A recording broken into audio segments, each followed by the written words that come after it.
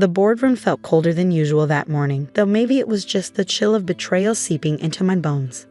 I sat quietly at the massive oak table, watching my sister Victoria stand at the head of the room, basking in her moment of triumph.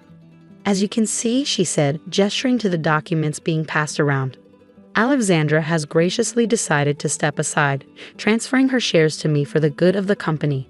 The board can now vote with full confidence on my appointment as CEO."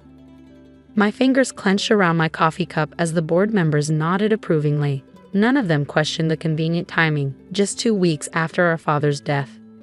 None of them wondered why I would suddenly give up my birthright, my half of everything our father had built. And none of them noticed that my signature on those transfer documents wasn't quite right. My name is Alexandra Morgan, and at 34, I thought I understood how cruel family could be. But watching my sister steal everything our father had promised me, using forged documents and carefully crafted lies, I realized I'd underestimated her capacity for betrayal. "Alex," Victoria's voice cut through my thoughts, honey sweet but laced with venom. "Would you like to say a few words?" I met her eyes across the table, seeing the challenge there. She thought she had me cornered. After all, what could I say? That she forged my signature? That she'd somehow managed to doctor security footage to show me entering the building late one night to sign away my inheritance? That she'd spent months setting this up, waiting for our father to die so she could take everything? I could say all of that, but I wouldn't. Not yet. "Congratulations, Vic," I said instead, raising my coffee cup in a mock toast. "I'm sure you'll do great things." Her smile faltered slightly at my calm tone.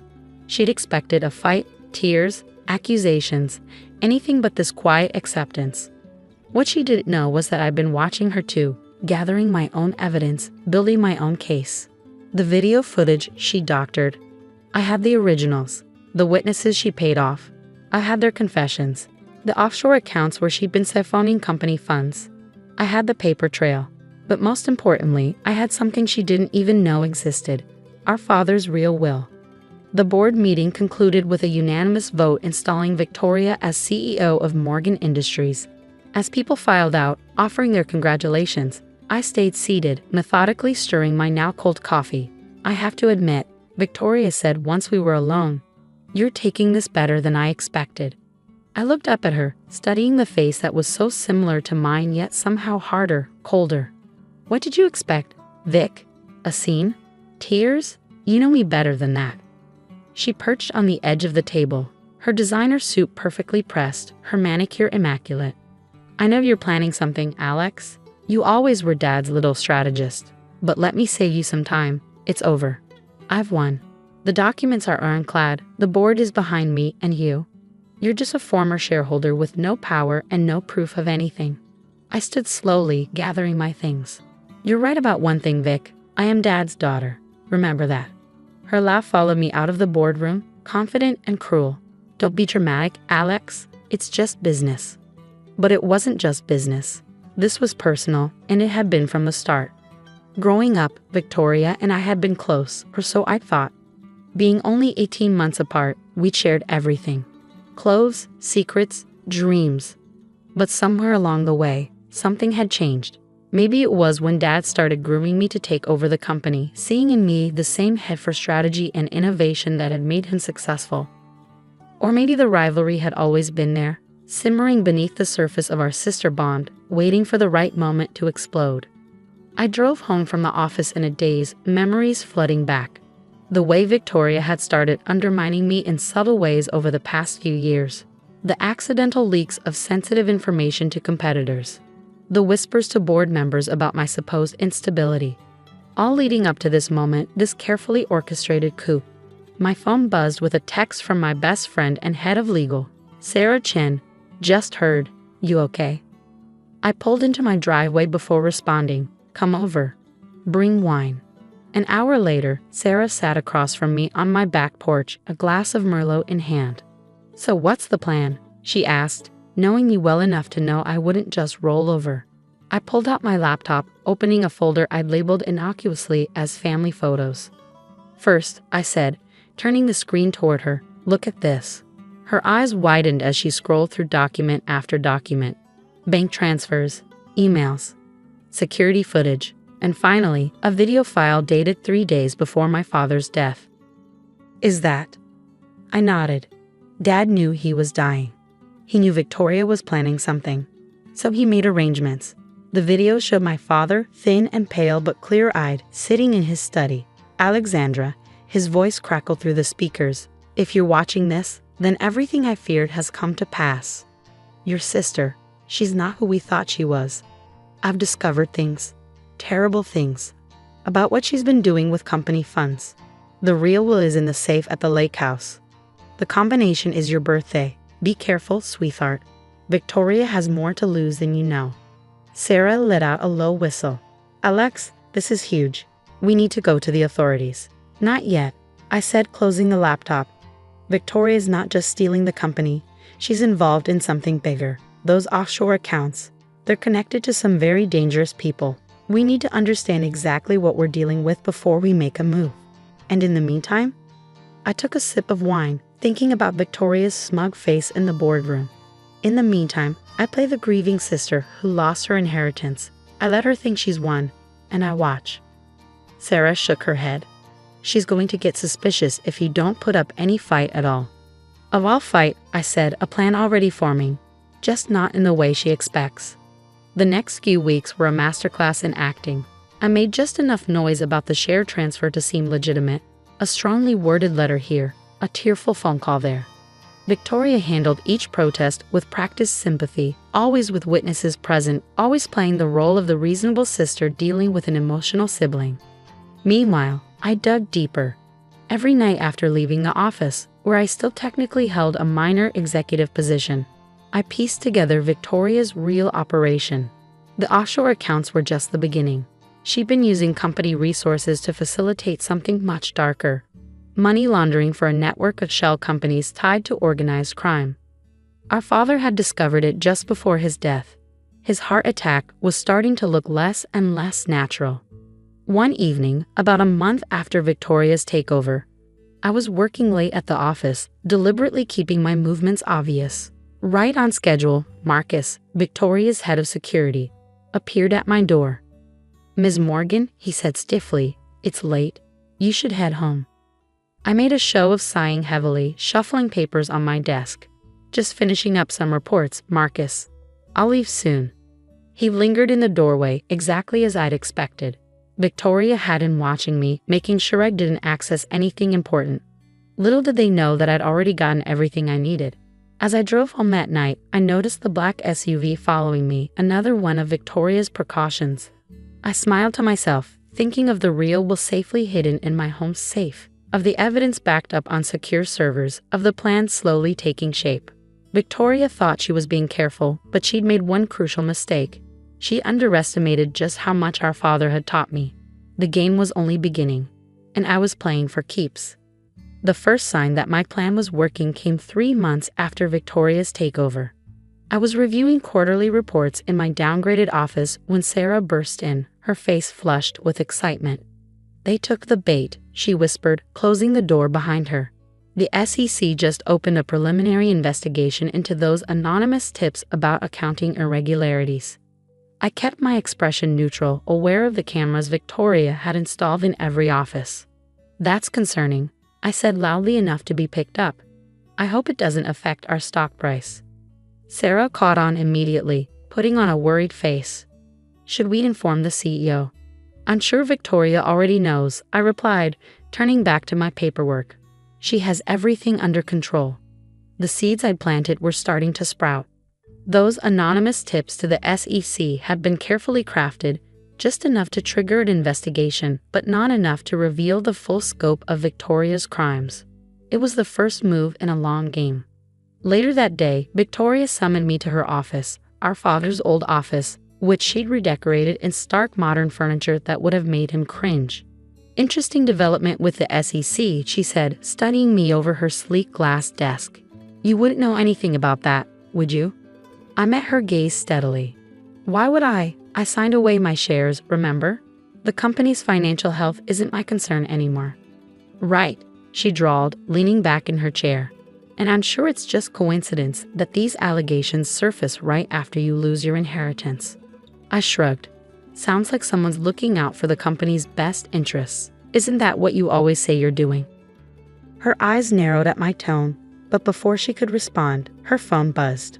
The look that crossed her face as she read the message was almost worth everything I'd been through. Pure, unfiltered panic. "Get out," she snapped. "And Alex, stay out of things you don't understand." I was halfway to the door when I turned back. "Oh, by the way, how are those offshore accounts doing? The ones in the Cayman Islands? Dad always said diversification was important." The color drained from her face. "What did you say?" "Nothing," I smiled innocently. "Just remembering Dad's business advice. He taught us so much, didn't he?" I left her office knowing I had struck a nerve.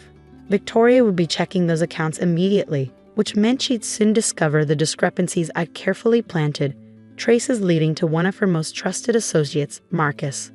The next few weeks were a carefully orchestrated dance. Victoria grew increasingly paranoid, checking and double-checking her network of fraudulent accounts. She started suspecting her own people, exactly as I'd planned. Marcus was the first to crack. I made sure to be working late one night when he came to my office, closing the door behind him. "We need to talk," he said, his usual confidence replaced by nervous energy. "About your sister." I looked up slowly. "I'm not sure what I could tell you about Victoria that you don't already know. You're her head of security, after all." He glanced at the cameras, then slid a piece of paper across my desk. "Not here. Tomorrow, this address. Come alone." The paper had an address for a coffee shop across town. I pocketed it without comment, but inside, my heart was racing. Everything was falling into place. The next morning, I arrived at the coffee shop early, choosing a seat with a clear view of both entrances. Marcus showed up exactly on time, looking like he hadn't slept. "Your sister," he said without preamble, "is going to get us all killed." I took a sip of my coffee. "What makes you say that?" "Don't play dumb," he hissed. "The money laundering, the connections to the Kovic family, the way your father really died, you know about all of it, don't you?" I set down my cup carefully. "Why don't you tell me your version, Marcus? Start with the night my father died." He broke.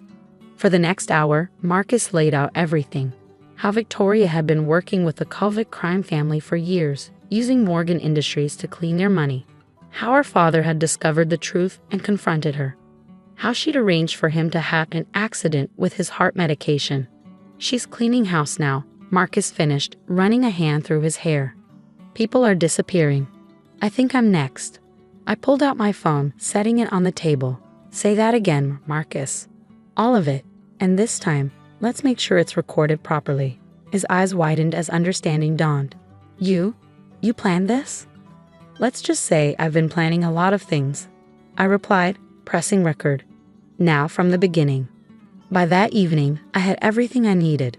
Marcus's confession, combined with the evidence I'd been gathering in our father's video, created an ironclad case. But I wasn't done yet. I waited 3 more days, watching Victoria unravel further as more discrepancies appeared in her accounts. Then I made my move. It was late, most of the office had cleared out, when I walked into her office unannounced. She was on the phone, her voice sharp with barely controlled panic. "I don't care what it takes," she was saying. "Find out who's accessing those accounts and shut them down." "That would be me," I said loudly enough for the person on the other end to hear. Victoria's head snapped up. "I'll call you back," she said into the phone before slamming it down.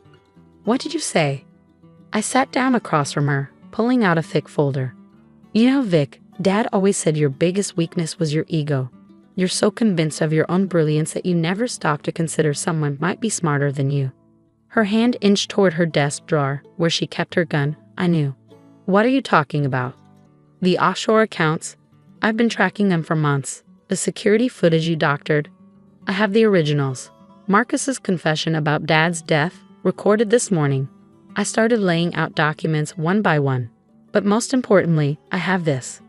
I pulled out our father's real will, the one from the lake house safe. "That's impossible," she whispered. "I destroyed it." "You destroyed a copy," I corrected her. "Did you really think Dad wouldn't have a backup plan? Did you wonder why I gave in so easily when you took over?" She lunged for the drawer, but I was faster. "I wouldn't," I said calmly. "The FBI is already in the building. So are the SEC investigators and the police. Did you really think I'd come here without backup? As if on cue, we heard commotion in the hallway. Victoria's face crumpled as reality set in.